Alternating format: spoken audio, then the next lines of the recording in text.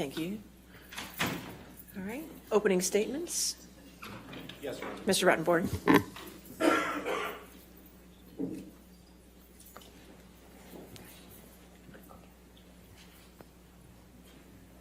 May I approach? Yes, sir. Good morning, everyone. My name is Ben Rottenborn, and together with Elaine and Adam, I represent Amber Heard. In a few minutes, Elaine will get up here and she'll introduce you to Amber. And she'll address the allegations that you just heard in Mr. Chu and Ms. Vasquez's opening statement. And she'll explain to you why all those inflammatory things are things that are designed to mislead you from the truth. She'll explain to you what the evidence will show. And that's something that we're going to focus on in this trial, not attempts to distract you. We're going to focus on the evidence. Not what we wish the evidence showed, not some crazy conspiracy theories, but what the evidence and the facts actually show. And as you assess the evidence in this trial, I would ask that you keep one question in mind above all else, which is this: why are you here? What are you being asked to decide? You're being asked to decide a very simple question. And that question is, were the words that Amber used in the December 18th, 2018 opinion piece that was published in the Washington Post protected free speech under the First Amendment or not? That is the question, and that's what you're being asked to decide.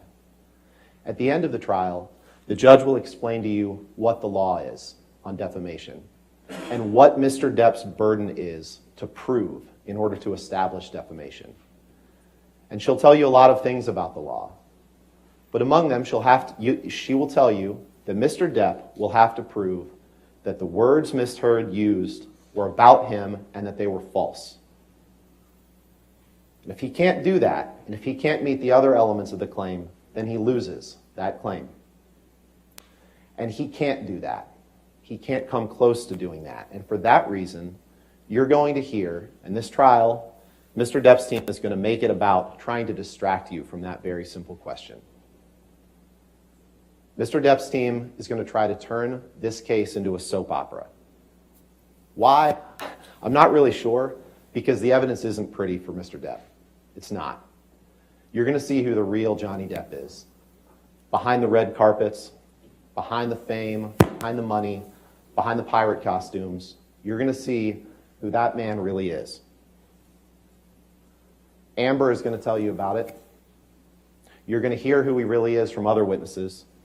And you're going to hear who he really is in his own words, in the vile, graphic, terrible messages that he wrote about Amber and ways he used to describe Amber and what he wanted to do to Amber from the earliest days that they were dating, through their marriage, and after their marriage. You're going to hear about that. But this case isn't about that. This case isn't about a day-to-day chronicle of their marriage. It's not about who is the better spouse. It's not about who you like more. It's not about which party can sling more mud. But you're going to hear a lot of that in this trial. You're going to hear that because that's what Mr. Depp wants to turn this case into. He wants to turn this case into a 6-week-long public spectacle of the most intimate aspects of their relationship and their marriage. And you know what? I'm sorry for that. I'm sorry. I'm sorry that we're going to have to do that. I'm sorry that you're going to have to listen to all of it. And I'm sorry that Amber's going to have to relive that. But that's the case that Johnny Depp chose to bring. And we're not going to stand idly by and let him sling mud at our client and make inflammatory and false statements like you just heard in opening and not let those go unresponded to. But ultimately, what this case is about the First Amendment, about that December 18th, 2018 op-ed piece, and whether Ms. Heard's freedom of speech and the First Amendment give her the right to say the words that she said. That right, that freedom of speech, is what Amber Heard is asking you to uphold and protect in this lawsuit. And that's a very simple question. It's a question you could decide this afternoon. and it does not require you to stand and serve as the umpire of two movie stars' imperfect marriage. It doesn't. And so we're going to focus on those words. We're going to look at those words. And as we look at those words, I'd ask you to keep this in mind. Keep in mind what you just saw on the screen from Mr. Chu when he put up those words. Keep in mind what you didn't see. You didn't see the rest of the opinion piece. And what we'd ask is that as you look at those words, that you look at them in the context of the piece in which they were written. Now, whether you look at them individually or in the context of the piece doesn't really matter because the words are true. But context matters. And so what I'm going to do is I'm going to ask Heather to put up the article, put up the opinion piece, and I'm going to read that to you. And we're going to look at those words in the context of what this piece was about.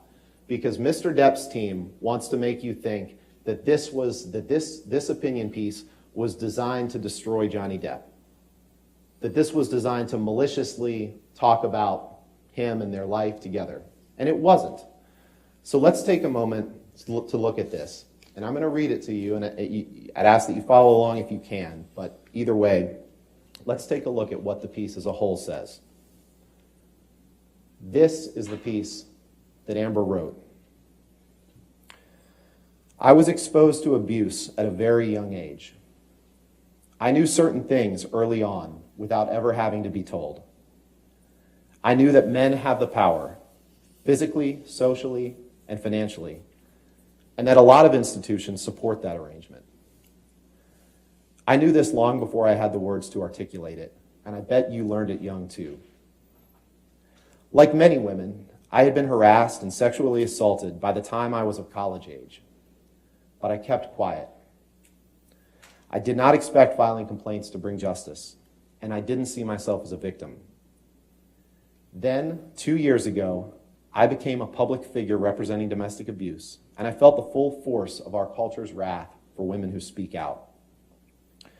Friends and advisors told me I would never again work as an actress, that I would be blacklisted. A movie I was attached to recast my role.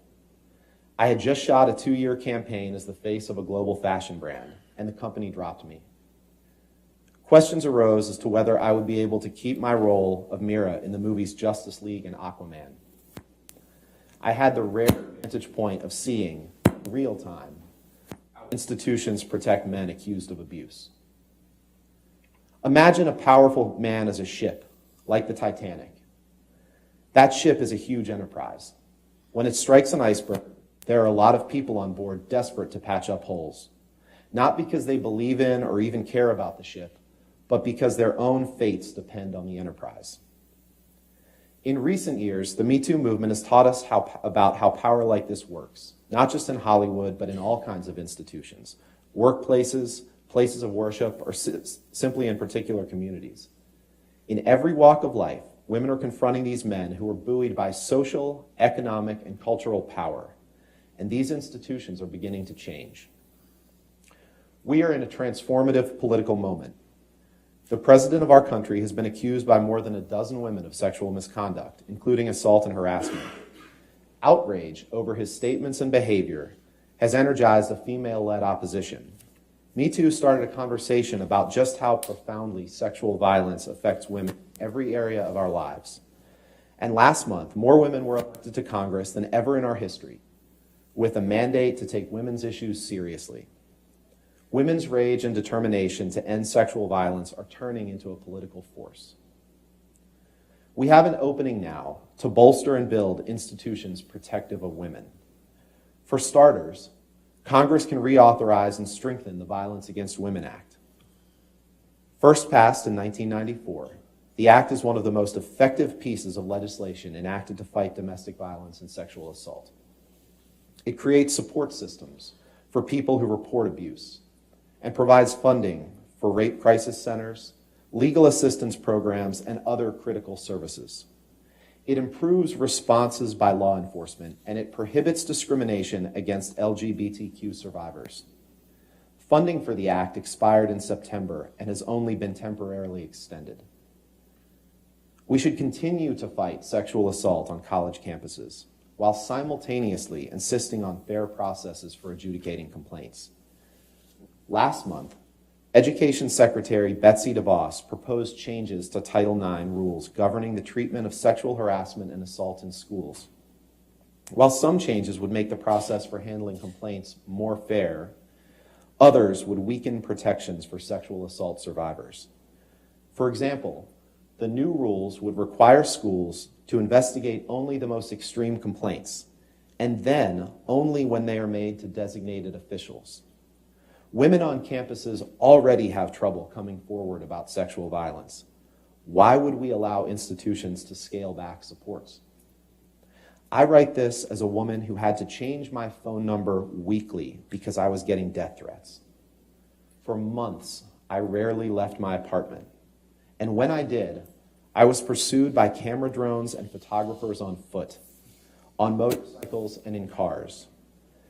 Tabloid outlets that posted pictures of me spun them in a negative light. I felt as though I was on trial in the court of public opinion, and my life and livelihood depended on myriad judgments far beyond my control. I want to ensure that women who come forward to talk about violence receive more support.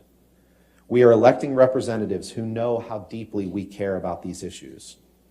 We can work together to demand changes to laws and rules and social norms, and to right the imbalances that have shaped our lives.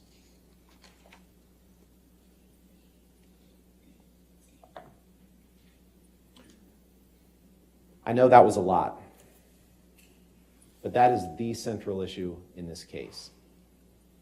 Are those words that Amber wrote, are those protected by the First Amendment? And the answer is very clearly yes. So let's talk about that article for a minute. First of all, the article doesn't mention Depp by name. It never once contains his name in that article. It is not about Amber's relationship with Mr. Depp. There are no details of any abuse in that article. The article is about proposed legislation and strengthening of government laws and policies designed to protect abuse victims and people who report abuse. That's what the article's about. And it was written in the midst of a social movement in which the American Civil Liberties Union, the ACLU, asked Amber to use her platform to speak on these important issues. And that's what she did. To do so, she drew on her experiences as someone who had reported domestic abuse. And there's no question, there is no dispute that she did in fact report domestic abuse in 2016. Depp's side admits that. She talked about her negative personal experiences and her reactions and opinions after being someone in Hollywood who reported abuse and the consequences that flowed from that. She talked about what she experienced in the days and months following reporting that abuse. That's what the article is about. The article isn't about Johnny Depp. The article is about the social change for which she is advocating and that the First Amendment protects. And so I hope you remember, as this case goes on, that you saw from Mr. Chu only the 3 statements in isolation, because they want you to forget that. They don't want you to pay attention to what the article is about. Now, if it had been Amber's intention to use this article to detail the abuse that she suffered and that you'll hear about over the course of this trial, believe me, the article would have looked very, very different. She could fill a book with those details. She probably would have started out by calling out Mr. Depp by name. She probably wouldn't have published it in the Washington Post. She would have described in great detail the man who has described himself, the violent side of himself, as the monster. That's what she would have done. The monster. She would have told you about the monster. But she didn't. That wasn't the point of this article. And she was careful to avoid that, even having her lawyer review the article to make sure that it was okay. And she relied on that lawyer's advice, and you'll hear testimony on that during the trial. But because Johnny Depp brought this case and asked for it, all of that is going to come out. Just know that Amber Heard never wanted to unearth for the public who the real Johnny Depp is. But that's going to come out over the course of this trial. I'd like you to also take into consideration who isn't here today. You don't see the Washington Post sitting here as a defendant in this courtroom. Depp didn't sue the Washington Post. He had no interest in doing that. He only sued Amber. He could have sued the Washington Post. They published the article. But he didn't. And he chose to bring Amber to court here in Virginia, where she has no ties, has never lived, he's never lived, where they never spent any time, because he wanted to make her life hard. He wanted to ruin her life. He wanted to destroy her.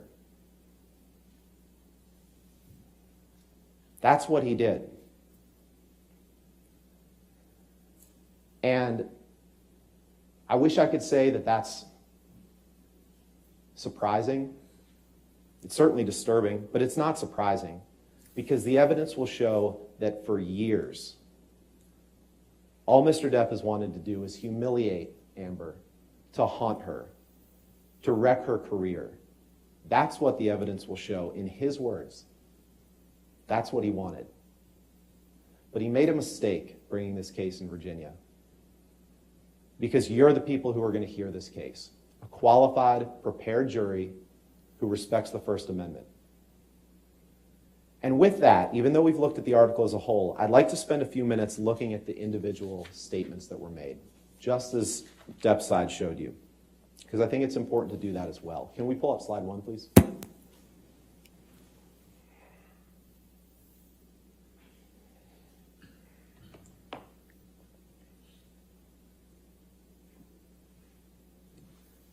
Then, 2 years ago, I became a public figure representing domestic abuse, and I felt the full force of our culture's wrath for women who speak out. There's absolutely nothing false about that statement. First of all, the evidence will show that Amber did suffer domestic abuse at the hands of Johnny Depp. And it took many forms. Physical, sure, but also emotional, verbal, psychological abuse. It's all domestic abuse that she suffered at his hands. So that's the truth.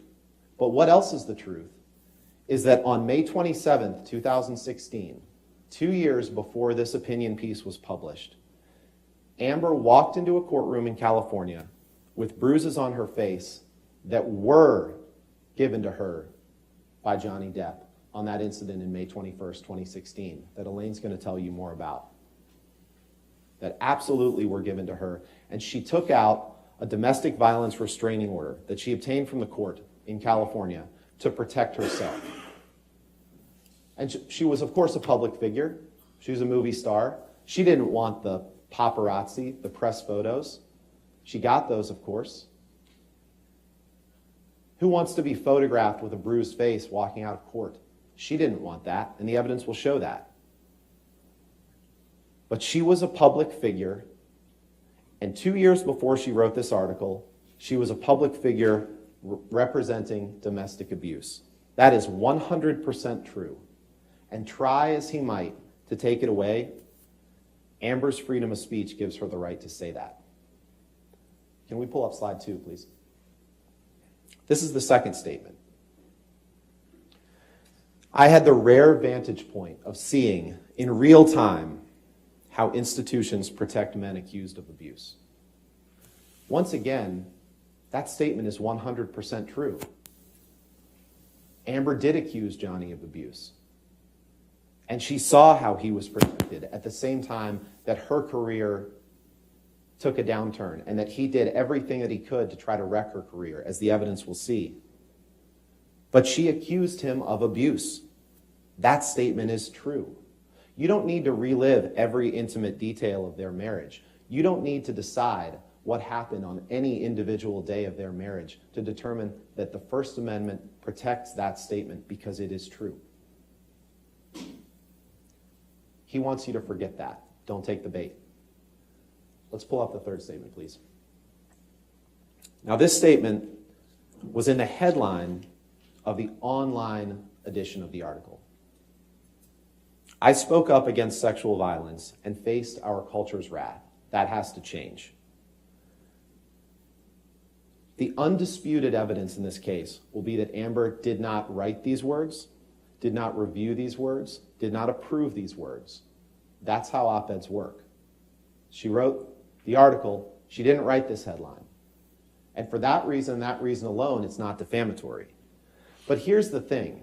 Like the first two statements, tragically, it's true. Amber did suffer sexual violence at the hands of Depp. And Ms. Vasquez tried to minimize that and tried to make you think that it's all made up. But it's not. You will hear in the most graphic and horrifying terms about the violence that she suffered. You'll hear that straight from her. She will get on the stand and she will tell you that. It happened. And by taking out that domestic violence restraining order, by obtaining that from the court, she did speak out against it and all the other abuse that she suffered. And she said, enough is enough. I need to protect myself. She didn't want to do that. She didn't want to be forced to get that restraining order, but she did. She spoke out against the abuse by doing that. And the evidence will show that she did face her culture's wrath, perhaps illustrated no more clearly by the fact that she's here today facing this lawsuit brought by an obsessed ex-husband hell-bent on revenge. That's why she's here. That's why she's facing our culture's wrath. And as you consider whether these statements are true, I'd ask you to keep this in mind as well. The evidence will show that in May of 2016, when she obtained the restraining order, Mr. Depp never denied the allegations. And in fact, he signed a statement that Amber hadn't made any false statements for financial gain. He signed a statement saying she hadn't made any false statements. And you'll see that in evidence in this trial. And it was only 2 years later, as his career was in free fall and her career was taking off, that he pounced, that he chose to bring this lawsuit after saying that she hadn't made any false statements. And one thing that you'll be instructed at the end of the trial, but that Mr. Depp's side will try to distract you from, is that any damages that he suffered and any defamation has to flow from that 2018 opinion piece. This case isn't about the statements made in 2016, even though they're true.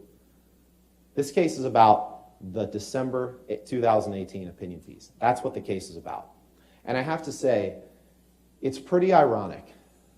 It's pretty ironic that a piece that briefly discussed Amber moving on from Johnny Depp, that briefly discussed her life experiences after Johnny Depp, is the very vehicle that he uses to try to keep her from moving on, to try to keep her from living that life. Rather than give her her life back, rather than take personal responsibility for his own actions, it's ironic that he uses that piece to do that. But like I said, it's not surprising because you will see clear and graphic evidence of his intentions, dating back years. Now, in 5 or 6 weeks, Elaine or I will get up here at closing argument and we'll remind you what this case is about. We'll remind you that this case is about one piece of paper. Amber's words in this article that wasn't about Depp, wasn't about her marriage, wasn't about her relationship, that it was about life after that. It's about the freedom of speech. It's not about the soap opera that Depp will turn this case into. It's not about who you like better. It's not even about whether you agree with the words that she wrote. It's about her right to speak them. Now, before I sit down, I'd like to briefly discuss some of the damages that Depp alleges in this case, because he can't win the case if he can't show damages. And the evidence will show that he has not suffered 1 cent of damages from this op-ed. Not one. Now, make no mistake, Johnny Depp's reputation is in tatters. His career is in free fall. But it's because of problems that he created. Problems that he is responsible for. And he's here in court asking you to blame Amber for them. But it's not Amber's fault. They're from the choices that he made. You'll hear a lot of evidence in this trial about those choices. You'll hear evidence of crushing drug and alcohol abuse. You'll hear evidence of Depp taking more drugs than you can count. You'll hear evidence that before one of the instances of abuse, a cross-country plane flight in May 2014 from Boston to Los Angeles, when he kicked Amber in the back on a private jet. You'll hear evidence that he had had no food for days, that he had used cocaine, that he had had half a bottle of whiskey, that he had had countless Red Bulls and vodkas, that he had taken pills, and on the plane decided to top all that off with 2 bottles of champagne. You'll hear evidence of that. And he blacked out on the plane, and he abused Amber, and didn't remember anything about it when he woke up. You'll hear evidence of drug binges with his good friend Marilyn Manson. You'll hear evidence of that 3-day blackout in Australia that Ms. Vasquez tried to minimize and tell you was false. A 3-day blackout in which he abused and sexually assaulted Amber, all because she had the courage to confront him about his drinking. Imagine that. A concerned spouse confronts her husband about his drinking and gets rewarded with that. That is what the evidence will show. That is what happened to my client. That 3-day blackout that led her to be so in fear for her life that she barricaded herself in her room. That same 3-day blackout that kept him from being able to do what he was in Australia to do, which was to film Pirates of the Caribbean 5. His behavior on that trip, both before the blackout and during it, kept him from being a reliable actor. He showed up late to the set, and after that blackout, he was gone from the set for a long time. Now, he did cut off his finger, but the evidence will show my client did not do it. And just imagine this, what Ms. Vasquez is trying to get you to buy, is that Amber Heard somehow developed a major league level fastball and cut off his finger with a bottle. You'll see the evidence. You'll see that that doesn't make any sense. And you'll hear from Ms. Heard's experts who testify, including orthopedic hand specialists who testify there was no way that that happened. You'll also see pictures of what Mr. Depp did after he cut off his finger, when he dipped it in blood and paint and wrote graffiti all around the house. That's what you're going to see he did. And you're going to ask yourself, how can someone that is blacked out, how can they deny that they abused someone? How can they deny what they were told that they did? He has no credibility when he gets up here now in this court and tells you he didn't do this or do that when he was blacked out. So just remember that. Those were problems that he created. You'll hear evidence that the same addictions that led him to abuse Amber also led to the demise of his career as an actor. Like I said, as you saw with Disney, the evidence will show with Disney, he was unreliable as an actor, and those same self-destructive tendencies led to financial distress. Quite simply, he was running out of money, and that distress fueled his abusive tendencies toward Amber. And it led the public to think less and less of him. And you will see a parade of witnesses who testify in Johnny's case that all have one thing in common. They all rely on him. They're all on his payroll for the most part, or they rely on him for some sort of luxury in their life. And you'll see that of these witnesses. So in a lot of ways, Amber previewed the parade of witnesses when she said in her op-ed, and I'm going to read from it and quote it here. She said, you remember when I said this, "Imagine a powerful man as a ship, like the Titanic. That ship is a huge enterprise. When it strikes an iceberg, there are a lot of people on board desperate to patch up holes, not because they believe in or even care about the ship, but because their own fates depend on the enterprise." Remember that as Depp's witnesses take the stand, none of whom know what happened behind closed doors between him and Amber, none of whom can testify to that. But remember that these are people who care about their own financial well-being, just as Amber previewed in that article. And they know what happens to people who stand up to Depp. They know what happens because they've seen it. They've seen it with Amber, and they've seen it with other people in his life who had the courage to ask him to change and who he lashed out against. These are people who helped enable the man who describes himself as the monster. Make no mistake, this man's poor choices have brought him to this courtroom. His own bad behavior, his own refusal to commit to sobriety, his own violence, his poor choices. And the people who have spoken up against it, they're the ones that have suffered the consequences. You'll hear evidence that he fired his longtime agent, that he got rid of his business managers and his law firms that had represented him for years. And no one has suffered from his refusal to take accountability more than Amber Heard. You'll hear evidence that 2 years before the op-ed, 2 years before that, Mr. Depp brought someone else into his life who helped convince him to blame other people. That man, Adam Waldman, who Ms. Vasquez introduced you to, had never met Mr. Depp while he was in a relationship with Ms. Heard, or while he was represented by his agents or his former business managers. But he convinced him that all these bad things that are happening in his life, he helped convince him of this, were other people's fault. And you'll hear evidence of that. Rather than take responsibility for cleaning himself up, Depp chose to blame other people. That's why we're here.